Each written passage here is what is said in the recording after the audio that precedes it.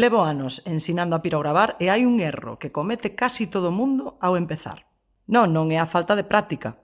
É pensar que o pirógrafo funciona como un lápis. Ten sentido pensalo. O mango parece un lápis ou un boli. Collémolo igual, movémolo igual, pero por dentro non ten mina nin tinta, ten unha punta que se quenta co lume. E iso cambia completamente a maneira de usalo.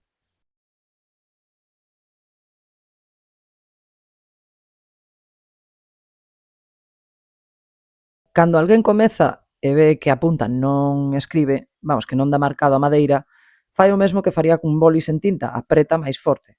É o instinto lóxico, pero aquí é xusto onde se equivoca. Cun boli, se apretas máis, sae máis tinta. Co pirógrafo, pois non funciona así, porque non estás pintando, estás queimando. E o que queima non é a presión, é a temperatura xunto co tempo que a punta está en contacto coa madeira.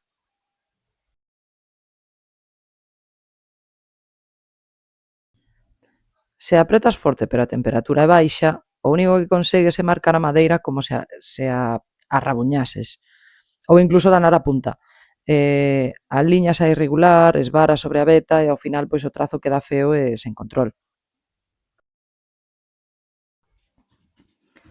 Como non facelo? Pois, como ves na pantalla, estou a pirogravar a palabra enxebre coa temperatura baixa e presionando forte, nunha soa pasada, como se estivese escribindo cun boli.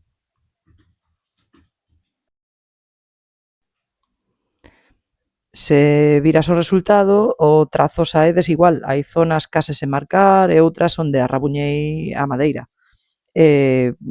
Fixadevos na punta. Xa noto que resiste máis do normal porque a estou forzando.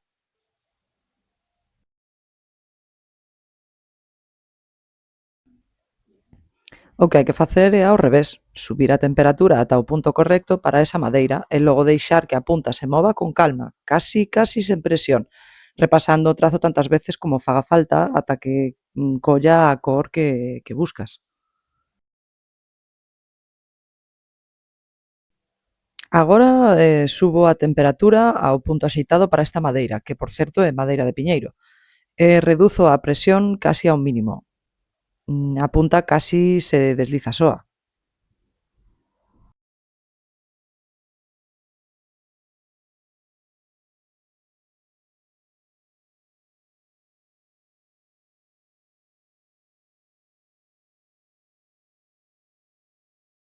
Fago o trazo con calma e sen presa e se vexo que unha zoa quedou máis clariña, non apreto máis forte, simplemente volvo pasar por enriba coa mesma calma ata que colla o queimado uniforme.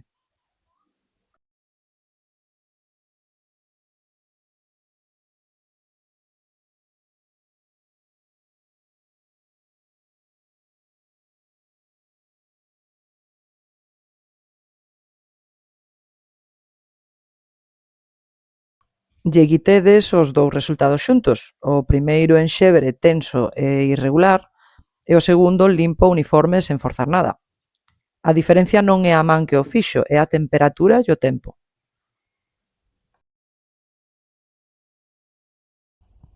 Se estás a comezar e sintes que tes que apretar para que pinte, proba baixar a presión, subir a temperatura e dalle tempo á punta para que se quente. Vaite sorprender canto cambia o resultado. Cóntame nos comentarios se te pasou isto algunha vez. E se estes vídeos te axudan a coller soltura, suscríbete ao noso canal. Subimos un tutorial como este todas as semanas.